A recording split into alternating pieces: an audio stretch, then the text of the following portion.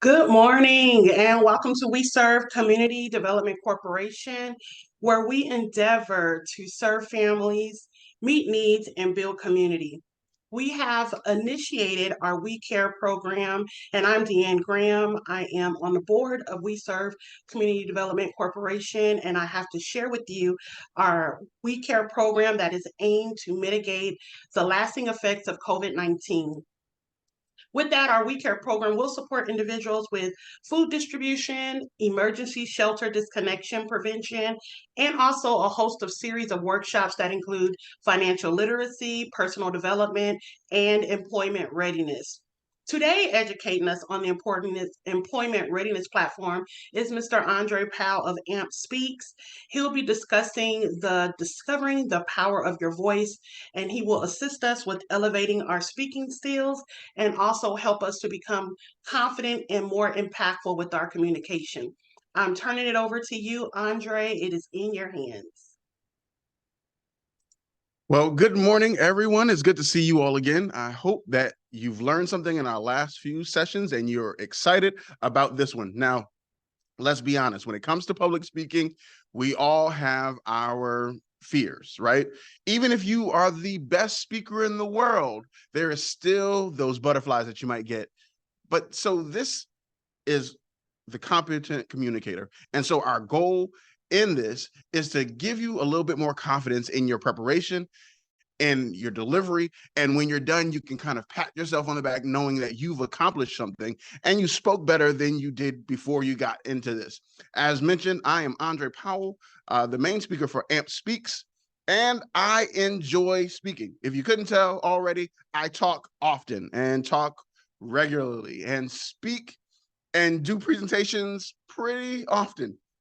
I'm also a minister at my church, and I just love it. I love talking. I love being able to have conversations with people. And so this was one of those things that came up as part of my maturation in learning how to speak well. I've been doing this for a number of years. I take it all the way back to high school because that's really how I kind of got the kicks of speaking, from Model UN, debate, all of those things, plays, musicals, you name it. I found myself in it. And if you know anything about growing up in the church, wherever you find yourself, you are usually voluntold that you have a speaking part, especially if your parents are in ministry. So that, with that being said, I've been doing this for a number of years. I'm more so professionally for the last 6. And so I speak as God allows between churches and colleges and universities. So encouraging people to step beyond what they are most comfortable with, shaking up things a little bit. And so we are really going to dive into public speaking today. And I want you all to take some notes. This presentation in and itself, there aren't a whole lot of slides. And you all might say, well, we expected a whole plethora of slides based on the other conversations that we had. But I want to just know, this is what my bread and butter. If I can't public speak and can't share about public speaking, then I'm doing myself a disservice because I do this all the time. And so I wanted to use some of the backbone of Toastmasters International, and we'll talk about that later as well. And some of the things that I learned from Model United Nations and some of the things I learned in school to really hone the skills of public speaking. So as I mentioned, this is called the Competent Communicator, and this is a play on the Toastmasters International's name. That's it. Everything else, we've done tried and true. We've tested to make sure that it works, and it will work for you if implemented and practiced. All right, so let's jump into it.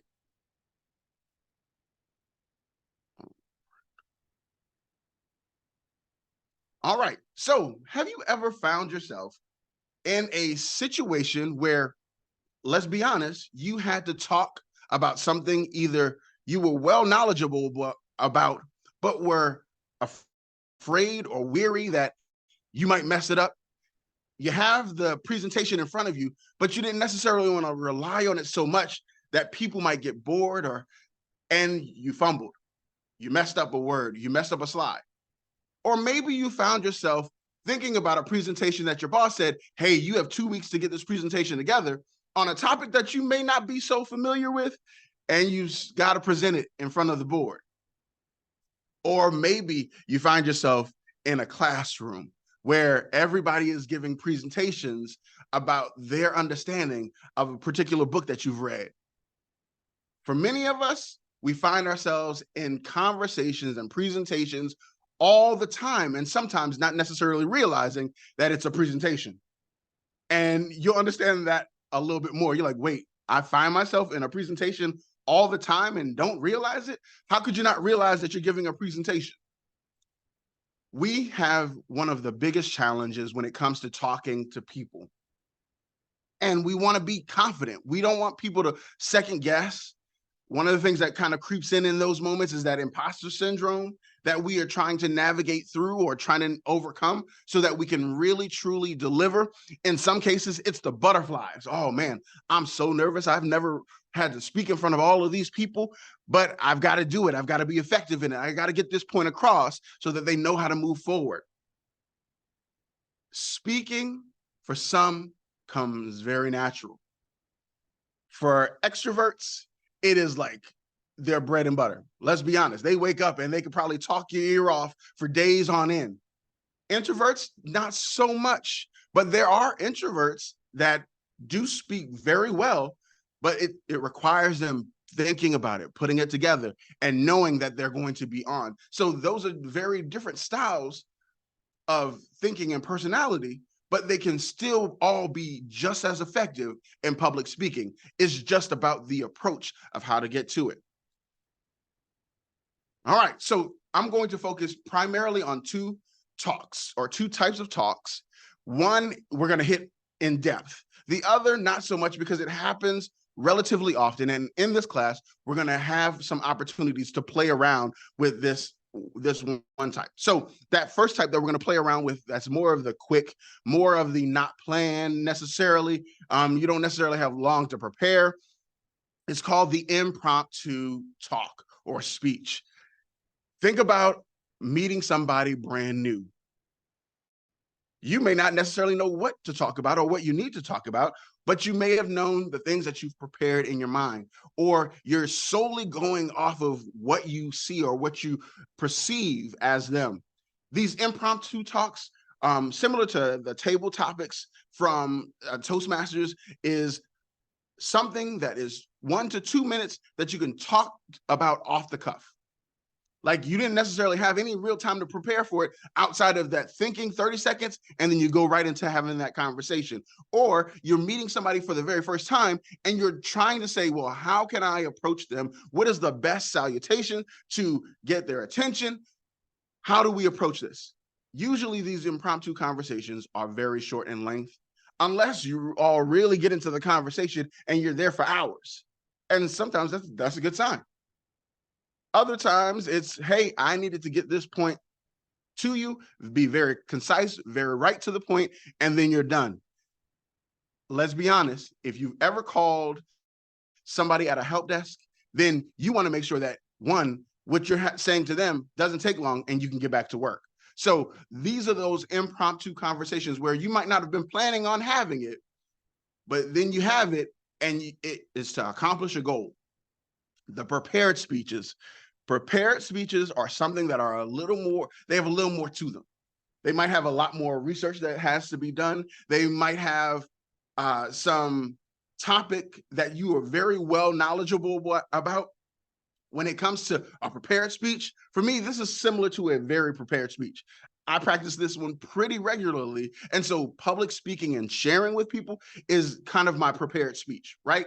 And so it takes some time in getting to know that topic. If you already know it, then it might be easier. It might take some research, if you will, to really execute it. These can also be found in plays because they take time, they take studying, they take memorization. Speeches, if you have to give a speech in front of people, a commencement speech, or you have to stand at a podium or in a pulpit and relay a message or relay what God has given you, all of these things are prepared speeches. It is very rare, right, that somebody is going to come to a prepared speech, one of those longer speech, and come off the cuff with it. It doesn't make sense. And so we are primarily in this conversation going to focus on the prepared speeches. And with the prepared speech, we're going to dive in a little deeper as to how it all works, how to structure it, how to prepare your mind to do it so that you can execute it the best possible. And in this class, we're also going to attempt to do some impromptu speaking. I like to call them your quick chats, if you will. And so we'll go into those later on. All right, so let's talk about it. In the long speeches, you have to hit this one very hard. The let's organize it. When you're coming into a speech, you don't want it unprepared. But in your preparation, you want to make sure that it's organized well. So one, you can understand it, and the people that are listening to it can follow it. So let's organize it. Every speech, every presentation has to have the following. It has to have a beginning, a middle, and an end. Now, what you choose to put in that beginning, middle, and end can be either the cornerstone of your conversation, or it could be the reason that it humbly fails. And so how you prepare, how you bring people into this beginning, you want to structure it in such a way that it captures people's attention. It shows them that, hey, oh, we are in for a treat. And so you want in that beginning to really grab the person's attention. You want to grab the listener's attention so that they'll stay and listen. Because if you can't get past the introduction, you are selling yourself short. And I want you to be successful in that. So in your preparation of your beginning, make sure that you take the time to figure out what is something that will paint a picture that your listeners can understand, connect with. If it's telling a story, how does this story relate to everybody that's sitting in front of you that you're presenting to? Now, then, as part of that structure, that middle piece has to have those things to support what you have introduced them to. So in that beginning, you're introducing your concept, your thought, but in that middle section, this is the beefy part of the section, you want to make sure that you have supporting facts. You want to have quotes that align with what you're talking about. You want to make sure that you hit this out of the park by supporting what you've already told them that you're going to talk about.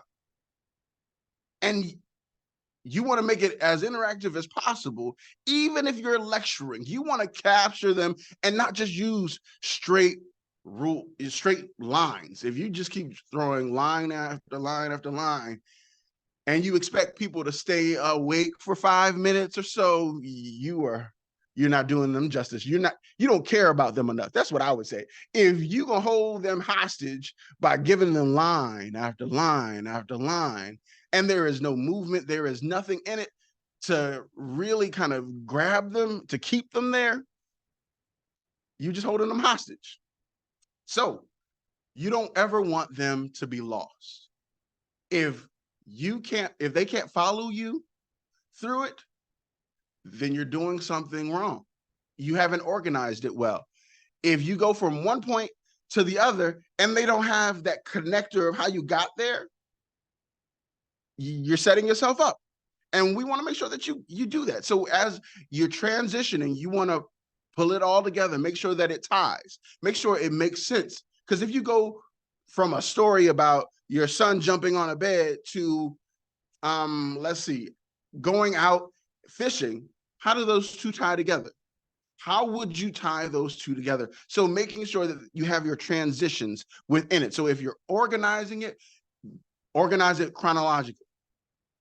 I know a lot of movies that we might see out there do that jump back and forth throughout time.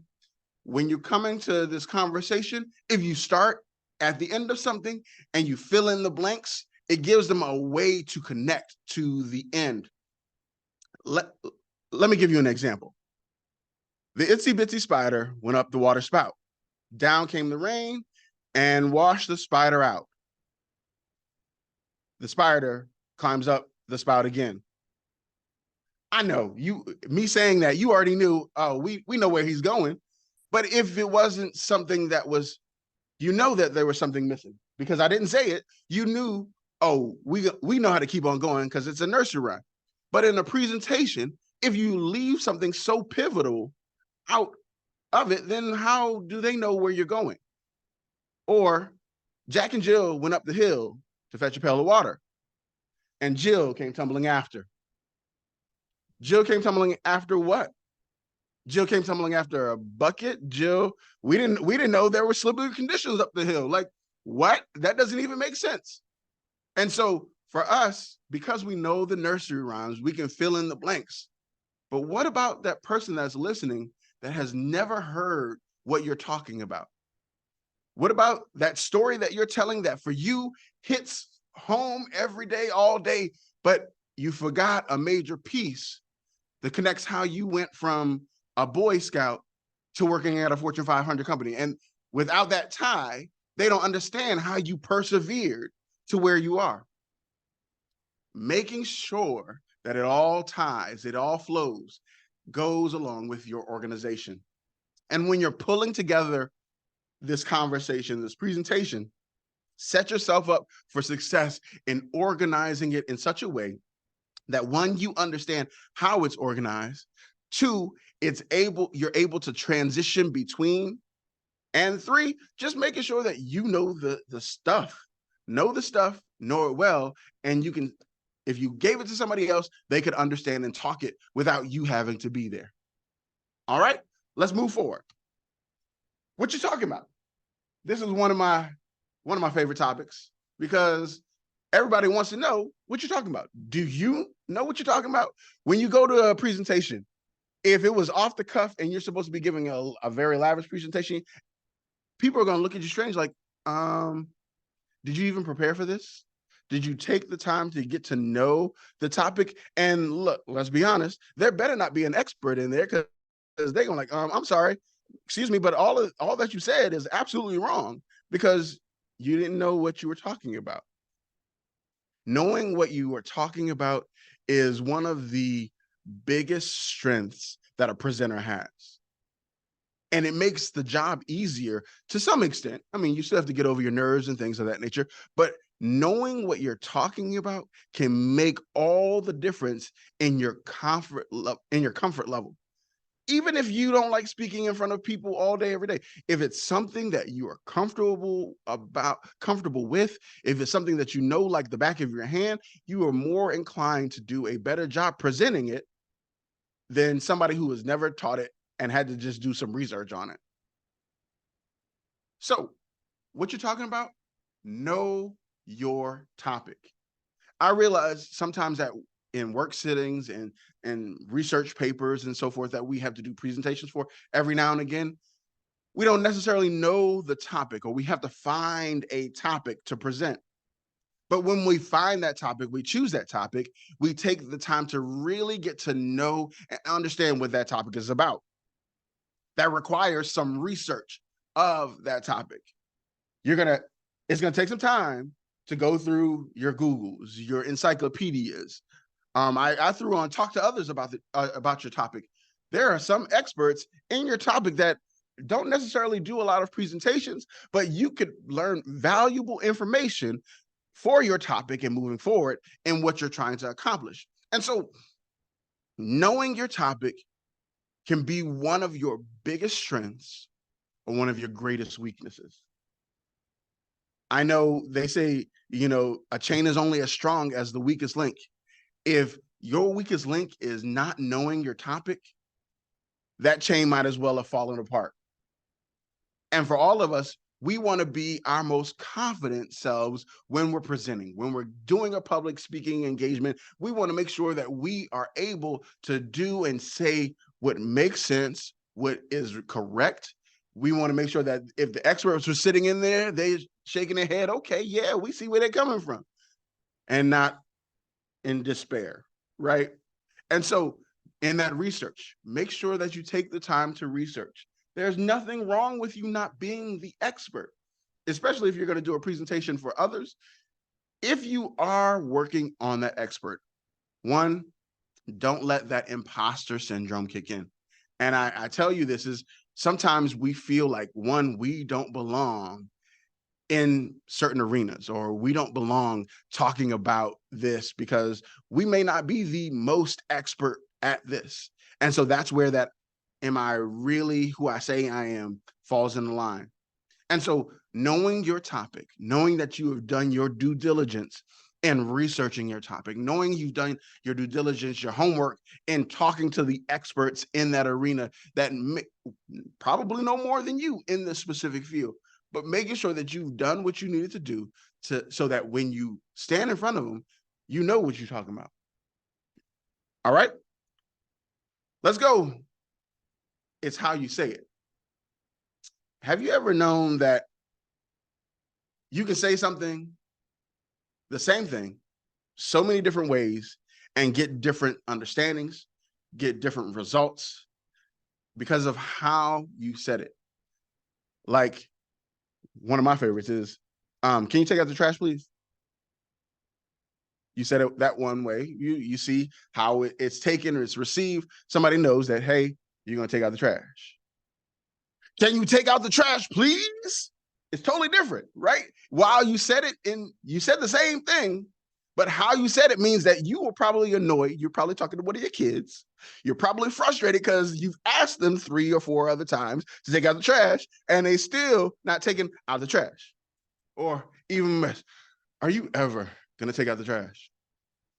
Same question, words smith a little bit differently, but it tells that from your demeanor and how you said it, ooh, if you don't get that trash taken out, or if you haven't taken the trash out already, you might want to run because there's something else following it.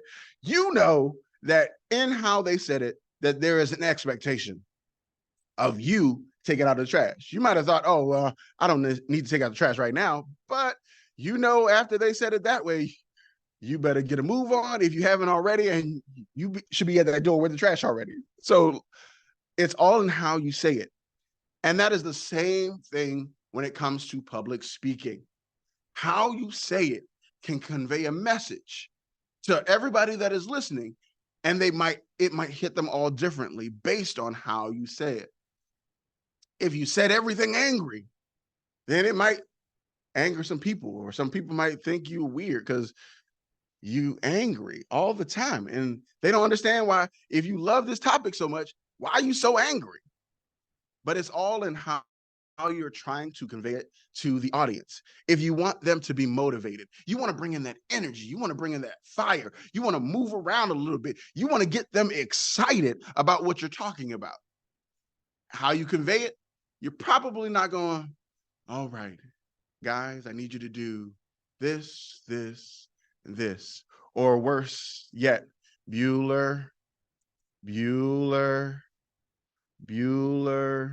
Yeah, because if it's the same tone, if they are hearing the same thing, they are still less likely to react. But if you have some excitement, if you have some force behind it, if you sound excited, if you sound happy about what you're talking about, people will get excited. They will find that passion and they'll be ready to run. Where does he need us to go next? Ooh, I feel like I can do this. And honestly, that's one of the reasons why I like doing this class. For me, this class is my excitement. This is where I find the most joy, presenting and sharing and talking about talking. Yes, talking about talking. It is wonderful for me. And I enjoy just being able to share some of my experiences, some of the time, because I love it so much. I enjoy talking and sharing and motivating. That's the heart of it. I want to motivate you to be more confident in what you're doing. I don't want you to go into that next conversation or that next presentation and you're twiddling your thumbs because you're nervous. I want you to be able to say what you got to say effectively, with the right understanding, with the right perception of who you are. I want the people to get what you are trying to give to them. It's all in how you convey it. How are you telling that story? Are you telling them a story that is caused to shake them on the inside, to make them feel something? Is it a dreary story? Is it something that should make them sad and make them ponder? Or is it something that should inspire them? Should it make them happy? Should it make them want to stand on the front lines because you have talked to them? How are you telling it? The tone that you use can make all the difference. Now, if you use the same tone, you will find people sleeping. If your tone is the same all the time, you'll find people sleeping, and you'll wonder like, oh, what happened? You put them to sleep. That's what happened. You put them to sleep. Our goal with this is making sure that your tone matches what you're talking about. So you're probably not going to talk about Old Yeller dying really excited. Like, let's be completely honest, you're probably not going to use that kind of tone. And it makes sense that when you're presenting, as you're conveying different things, that your tone will change.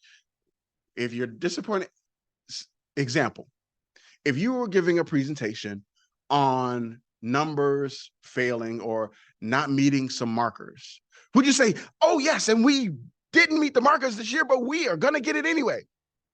No, you're probably not going to talk in the tone that seems so excited about us not reaching our marks. You're probably not going to do that. And while you won't do it in a depressed, like, oh man, I can't believe we didn't meet our marks again this time, sets a different mood. But what you can do is, all right, team, so we didn't meet our marks this time or this time around, but I know that we can get behind it. And if we work together, we can accomplish it next time. 3 different tones, but one makes sense with what you're reporting or what you're talking about or presenting. The tempo and the cadence. I am one that I can talk really, really fast. And sometimes that has been trouble, right? Because I will say a few lines and people are like, wait, we missed line 0.1 and you're on line 39. Like, help us, help you. Can we get back on track? Can you rewind a few? And so knowing the tempo in which you talk, sometimes when we are most nervous, our tempo goes up here and it goes really fast because we are trying to get out of the situation that is making us feel real uncomfortable, and we can't do it and get people to understand. Other times, our tempo can drag on. One, because we are thinking. Other times, because we want to make sure that every word that we speak is hanging on the ears of the people. That tempo and cadence can cause different reactions in how people are understanding what you're saying, in the point that you're trying to get across, and how they're feeling. Is your cadence moving so fast that they're expecting to be out in the next 5 minutes, but you're planning on keeping them for the next hour? Or is it such that you are moving for a 15-minute presentation on an hour's length of time? Set the most realistic cadence. And this is one of the things that it requires is practice. And we're going to get there. We're going to get to the practice part, because that tempo, that cadence of how you're moving in the presentation will also dictate how you're able to move around the classroom or move around the stage or the area in which you're presenting in. One of the things that I want to bring to your attention, and after I bring it to your attention, you're going to remember it and see it more often, even in your regular conversations. It's the ums, the ohs, the uhs, the likes, the yeses, ands, and so's. These are filler words that we often use in our conversations. And I want to challenge you, rather than using some of those filler words, to pause. And it doesn't have to be a pause that is how you say dramatic pause, right? It doesn't have to be a dramatic pause. It has to be a pause in such that it gives you the opportunity to pull together the information that you're going to give and deliver, but it makes sense in the context of how you're talking. Using filler words is our mind's way of giving us a moment to think. Well, if you are more conscious about the filler words that you yourself use, then you'll hone in on those and you'll practice your way out of those. And so that's actually one of your homework assignments. So you might want to write that down.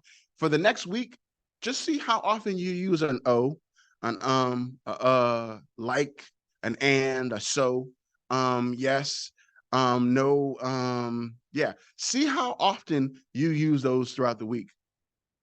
And so as you are preparing to become a better public speaker, it's going to reveal some things to you. And that's why I just have you mark it down, do a tally. And at the end of the week, give yourself some time to kind of reflect on it. Okay. All right. Let's move on. But what does your body say?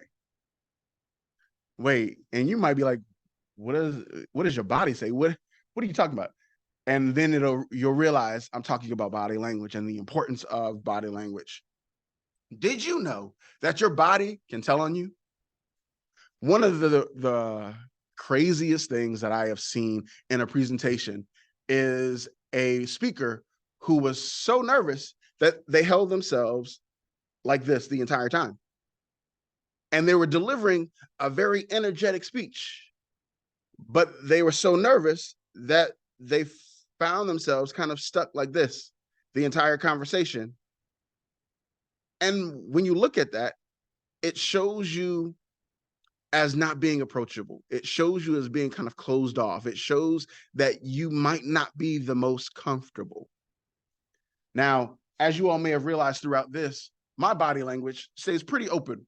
I use my hands to talk a lot because these are kind of my extensions of drawing people in. And so when I make movements, hopefully the movements are coinciding with something that I'm saying. Hopefully it's kind of getting people's attention, like, oh, what is he doing? Oh, he's trying to get our attention. He's trying to move us in closer to him so that we can connect better. The stance in which you stand in a presentation, if your hands are in your pocket, that's sometimes some people's comfort. And at one point, that was one of my big comforts. And every now and again, I still revert to throwing a hand in the pocket as I'm walking and having a conversation with others, because I know I'm not moving my hands a whole lot, right? That's also one of the things that I had to be conscious myself. So that's some of this moment of transparency as we're talking about your body. For me, I know I use my hands, but I don't want to overuse my hands. And so when I put them in my pocket, for me, it's not a matter of nervousness, but for others, there are some that will put them in their pocket, some that will unconsciously play with their hair while giving a presentation. You're like, no, there's nobody that would do that. One Toastmaster presentation that I saw, one of the speakers moved her hair every so often. You know, when she got nervous, she would move her hair out of her face, or even if it's on the head, just to kind of take that moment, take that time to kind of pull her back in and center her on the conversation that she was having.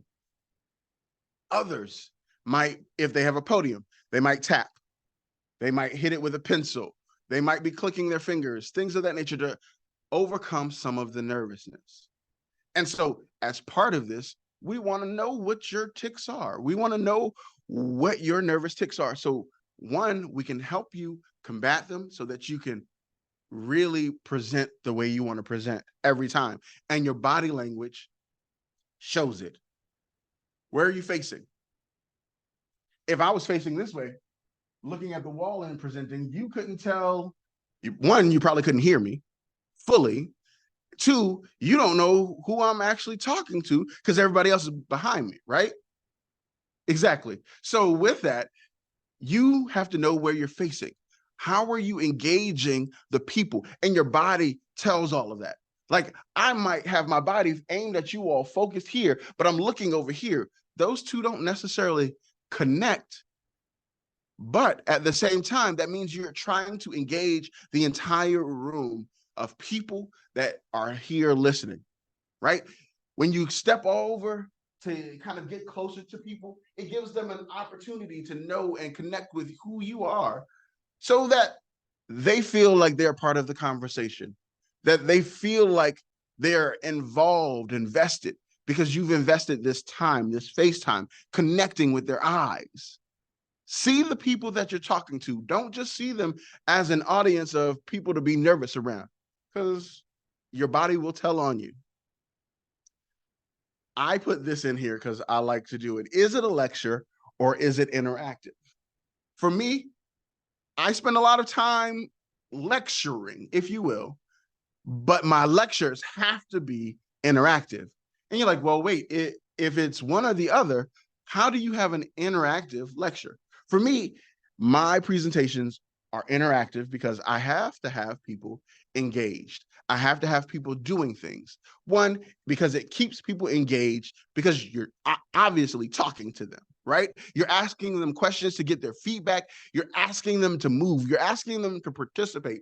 And while I am truly primarily the one talking, interacting with people requires me going to where they are and asking a question along the lines of, oh, well, what is it that makes you most nervous? Or what is something that you would say is your biggest struggle with lecturing or presenting? And as we have those times, we make sure that we talk about them and we talk through them. And we want to make sure that people are truly engaged with what we're talking about. So I'm going to take a quick second, and I see at least one attendant in our room. So let me ask you a question. When it comes to presenting, Ms. Graham, what would you say is your biggest challenge as a presenter?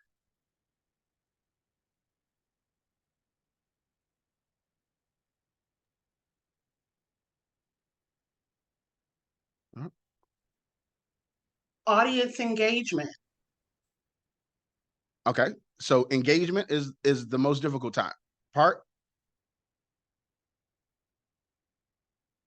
Yep, that's correct. Okay, and so engaging with others can be a challenge. One, when you're doing it from a virtual arena, it is harder to do from a virtual because if everybody's cameras are off, then you don't know who is actually available for conversation and what have you. And that's okay. On the other hand, when you are in front of 1,000 people and you're engaging with people, they're more likely one or two that will answer every question that you ask. And then one or two dozen that are going to sit in the corner and not say a word, may raise their hand if you ask a blanket yes or no via hands, and some that just won't engage at all. But for us, we have to make sure that we are engaging them. And so if we know names, one of the tricks that I've used in this is for engagement, especially in front of people, is I find 2 or 3 that really look like they're on the edge of their seat, and I'm gonna call them. And then people are like, what? Wait, so-and-so, he called him. Hold on, what's going on? Does he know them? Nope. And then you start talking to them and more people want to answer, more people want to talk.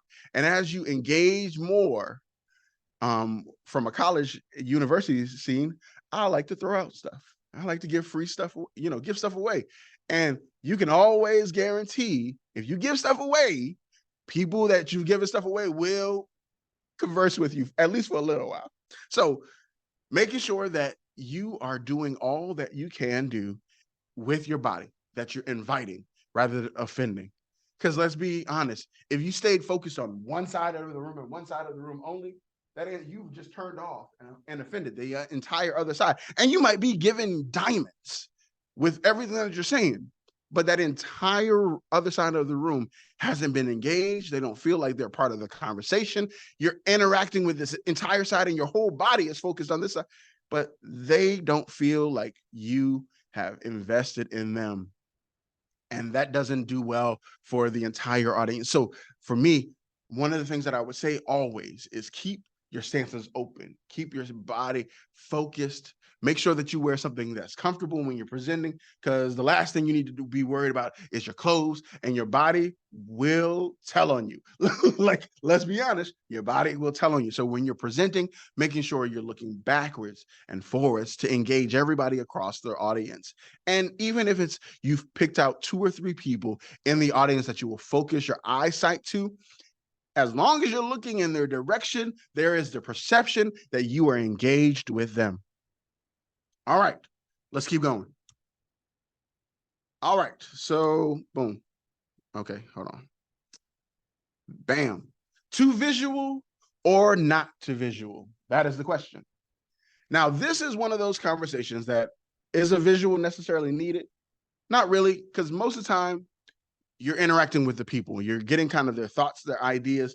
Sometimes a visual can be a crutch. We're going to hit that a little bit. Sometimes a visual can take away from what you're presenting, and people can be more focused on that visual than what you're doing. And so sometimes visuals aren't needed at all. Depending on the type of conversation you're having, the presentation that you're doing, you may or may not need to deal in visual aids. And so as we dive into that, we want to talk about this. What are you most comfortable with? As you all see, I use presentations. For these, do I need them? No, but I want you all to know kind of the direction that we're going in. I could give you the cadence, or I could easily just show you and you all follow along with me. You know what points we're going to next, where we're going, and you can stay with me more readily. Is that always needed? Not necessarily. For some that are more interactive, more group discussion oriented, you might not need a presentation. If you're throwing out a lot of numbers and dates, things that you want people to remember, a visual aid might be helpful, but not necessarily needed. You have to know what you're most comfortable with. If you have a visual aid and is taking more of your time from the presentation to work with the visual aid than it is to the people that you're trying to get the information to, you don't need a visual aid. You want to be able to give your best foot forward every single time you have to present. And if the visual aid is taking more time because you took so much time to make it real pretty and stand out that people are like, wow, and they stop paying attention to you 15 slides ago because everything you keep throwing up is more pretty than what you're actually saying.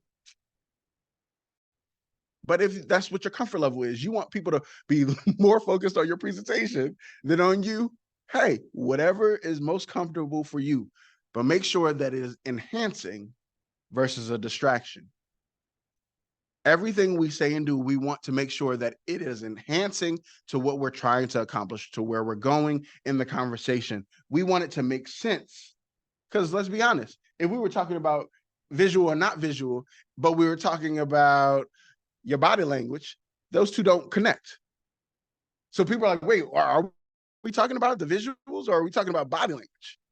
You want what you're doing to, if you're using visuals, you want it to enhance the conversation and not take away from it. Is it a crutch or a confidence booster? Some of us rely on visual aids to hold the presentation because we wanted to do the bare minimum, or we didn't practice like we were supposed to, and we use it as a crutch to not have to work so hard.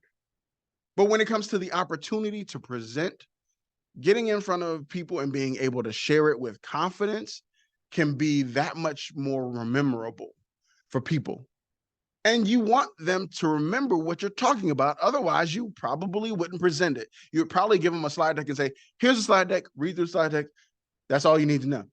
But if you have to actually present it, you want people to leave from the table knowing that you presented, that they've gotten the information that you were presenting, and they're able to use it in what they're doing. Let's be honest. And so when it comes to a confidence boost, is it helping you? Because one, it keeps you to the cadence that you set from the beginning. Two, it gives you that reassurance that people know what you're talking about and you can keep moving forward in it. And then deciding on what kind of visual are you using. For some of us, we can do a presentation with some note cards and there's no visual for anybody else to walk around in. Others, based on our jobs, might have some tables that we have to show, some slides that we have to show to get people to understand the information that we're working with. If you were a zookeeper, you would probably have some animals to be that visual to show people what you're talking about as you're moving forward in it. You show the interaction with it. All these people using visuals, but making sure that they're using visuals that make sense to the conversation.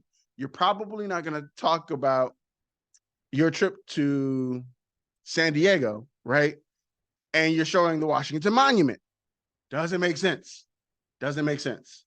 And so you want to make sure that the visual makes sense, that you are comfortable with using a visual if you're using it, that it is more of a confidence booster than a crutch because you didn't want to do it, and that it enhances what you're doing. Because if it doesn't enhance it, then you've wasted your time. The call to action. Why are you doing the presentation that you're doing? Are the listeners actively listening, or are they waiting for you to sit down? I don't like to be in that latter part. I'm gonna be completely honest. Are they waiting for me to sit down? Because if they are, maybe what I am conveying to them isn't really hitting home. And so one of the things that I try to make sure that I do is in my storytelling and the pieces that I'm pulling together, I want them on the edge of their seat. I want them ready to move. I want them to get up into action. And so that's what the call of action to do. I want them to do something different than when they engage with me first. Right? When you're presenting, you want something to change or be different after you've done your presentation. You don't want it to be the same, because if you wanted it to be the same, why are you presenting it? Right? So it makes sense that that call to action has to happen over the presentation. And what you're trying to do is you're trying to persuade or change a mindset of either how they approach something at one point to where they're going to next. Right? You're trying to persuade them into, hey, this is the direction we need to move. When a motivational speaker gets up, if the motivational speaker is doing his job and is worth his salt, then he is motivating people to get out of the seats after they're finished and move in a direction that they weren't moving in before. Or he's enhancing where they're moving already, but he's persuaded them to keep going, to keep moving, to not stop, not worry about those things, because he's ready to get them moving. You're challenging them to look at things differently. All part of this. Why are you doing this presentation? What is at the heart of this presentation? Will they leave here changed? Or was this a waste of time? Will the people that you are presenting to get something truly valuable out of what you are presenting? Or are you just up here talking?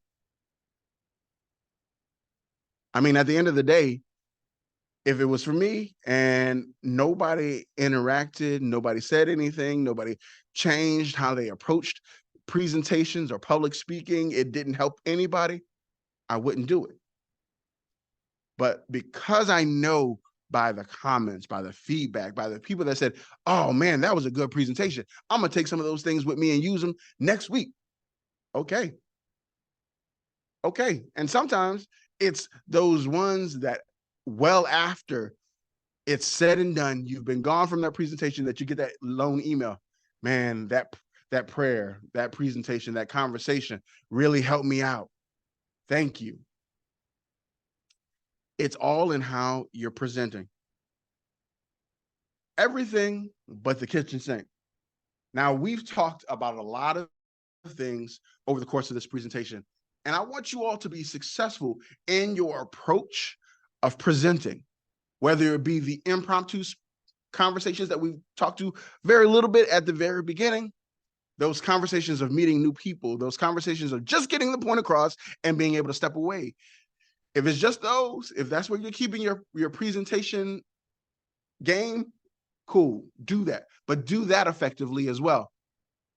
If you have to present in front of people and you know that you have to present in front of people, if you have an executive meeting where, hey, this is the first time ever since working here, you're going to present, you probably want to take some of these things and practice. You want to make sure that you're doing what you can to make things happen. So let's practice. Let's practice. Let's do these things. Let's put in the work, because speaking can come easy. And even for the extrovert, while it can be easy, you can still lose people. You can still confuse people. You can still make a mess of people's thoughts of you as a speaker. Just because you're an extrovert doesn't mean that you're a great speaker. I'm going to be completely 100 with you. Just because you're an extrovert doesn't mean that you are a great speaker. I know some introverts right now that can speak circles around some of the motivational speakers that are out there in the world. But it comes with practice. It comes with taking time to practice. As I said, practice, practice, practice is vital to the success of all these pieces. Everything that we've talked about, if you implement it and just try to implement it, you're shooting yourself in the foot. But if you practice looking at yourself in the mirror with how you're presenting, how you're engaging, and I realize it might feel silly. It might feel silly. You might think it's dumb. It might not be the real game, but you got to put in that practice. You put in that practice, and I promise you, it will pay off. In the mirror and record yourself. In the mirror, as you're starting to present, as you're starting to get that cadence, that tempo, look at yourself in the mirror. Record yourself. One, because you want to be able to hear how you're saying it. How you're delivering it makes a difference. Remember, I told you, the tone of this is important because you want to convey the message right. You want the people to connect the right way. And if they're not connecting the right way, you're not doing them justice. You're just boring them to death. We don't want that. We don't want that. We want you to be successful in it. Have someone else listen to it and give it feedback. I try to record myself and let somebody else watch it, or I present it in front of somebody in person and listen for the feedback just to see what they think, if the cadence was off, if they didn't feel like they were engaged or interacted with in the conversation. You want to make sure that they are there. Do yourself a favor and don't try to memorize the entire speech. Now, if your memory is that good and you want to do that, cool. Because at some point, your memory won't be all like, and you want to make sure that you're just as effective. So memorize the key points and the order. These are two big things that we talked about in the organizing of it. You want to make it organized in such a way that you know the order step by step. You know that beginning, you know that middle, and you know that end. All right. Test out visual aids. Test out your visual aids. If you have PowerPoint presentation, you want to make sure that you test it out prior to getting on the stage. So that means you got to get there early.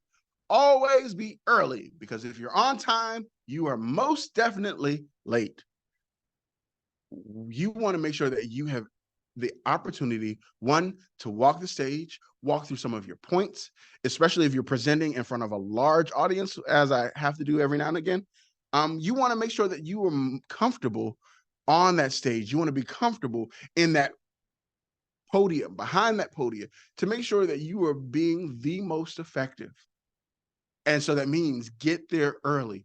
If you have visual aids, get there even earlier so you can test them out, make sure that they work with the system, make sure that you have the right pieces, the right dongles, depending on your system, to use it. And if they said, oh, well, we need you to email it to us so we can actually have it saved somewhere virtually so you can get to it immediately and get it to them. All right. Do more impromptu speaking. It keeps you sharp and keeps you thinking on toes. My biggest challenge for this one is spark conversations with random people. I realize that some personalities lean more to this than others, but in order to stay on your toes, in order to start thinking more clearly, more quickly, start having more impromptu conversations. One of my things is there are chat packs available at Walmart and Target and a few other places that they have random thoughts and questions that you can pull it out, look at it, take 30 seconds, and give yourself a minute to 2 minutes to talk about that chat or that quick chat, as I mentioned before, so that you can better come prepared when it comes to having conversations with others. It will help you in those conversations with meeting new people. It will also help you better when somebody brings something to your attention that you have some knowledge about, and they've asked you a question and kind of put you on the spot, but because you were practicing with these quick impromptu speeches, you can deliver it concise, right to the point, and walk away. You're good to go. Okay? And know your topic like the back of your hand. Everything that you are presenting, you want to make sure that you know it and you know it well, so that experts in there are like, we can confirm. They give you the thumbs up because you knew what you were talking about. You did your homework, you did your practicing, you presented well, and you've done your very best in this. Some things that I want to challenge you all to look into. Toastmasters International. If you want to speak often and more regularly, there are Toastmaster International clubs around the world that are available to people. Some companies have their Toastmasters. Join it at work. There's some benefit to it, professional development credits for it, things of that nature. This is one of those things that for me, I rep them simply because I've been a part of it for let's see, 7 years now. And I've learned so much from them. I've had the opportunity to compete in speech contests. My first contest ever, I got second place. I've been a president of a club. I've had the opportunity to be the vice president of education and all these other things within the club, and I always did pretty well in it. And so for me, I would suggest getting involved in Toastmasters if you can. If it's not something that's for you, that's fine. It's just an opportunity that's out there to give you some more structured ways of working through speaking publicly more often. Some of the books that I've put on here: The Art of Public Speaking, TED Talks, the official TED Guide to Public Speaking, Confessions of a Public Speaker, and Presentation Zen, simple ideas on presentation design and delivery. And so all of these are good to have if you are serious about public speaking. They're also good. You can pick them up at your local library and read them real quick and give them back when you're done. But I would suggest that these are just some opportunities for you to kind of move forward in your speaking more often. And of course, as always, feel free to reach out to me, right? That's one of the things. Like, why am I here if you can't reach out to me? So spend some time. If you feel like you want to go further in your public speaking and you want to talk things through, feel free to reach out. I do some coaching on the side as well. And so as part of that, it's just a matter of enhancing what you're doing. AMP Speaks is focused around encouraging those who are looking to get into that professional work arena and those that haven't figured out purpose yet or know their purpose, but are trying to work out how to engage in there more diligently. And so feel free to reach out. My name, number, website, all of that is right there and available to each and every one of you. I want you to be the best speaker that you can be. And that's going to require you spending some time practicing. That's going to require you looking at yourself. And I realize for some of us, listening to ourselves talk is the last thing that we want to do. But it will help you in the tone that you have. It will help you in how you deliver. So do it. Take the time to practice and be the competent communicator that you can be. Thank you. Outstanding. Thank you so much, Andre. What an amazing and awesome presentation on speaking and having impactful communication.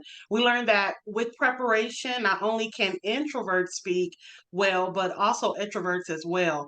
You taught us the steps to organize, be confident, being mindful of how we convey our message, engaging our audiences, and practicing a host of other things. So this was great.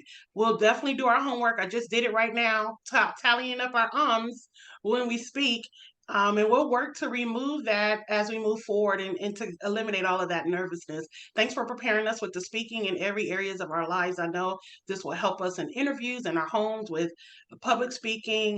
This was a much needed presentation. So we thank those of you who were our viewers who joined us today. We're confident that you were able to leave this presentation with tons of nuggets, with a wealth of knowledge surrounding public speaking, and we welcome you to join us. Come on back every first and second Saturday of the month as we continue our workshop series, bringing you tools and resources that will enhance multiple areas of your lives. Thank you so much. Take care, and we'll see you next time. Bye.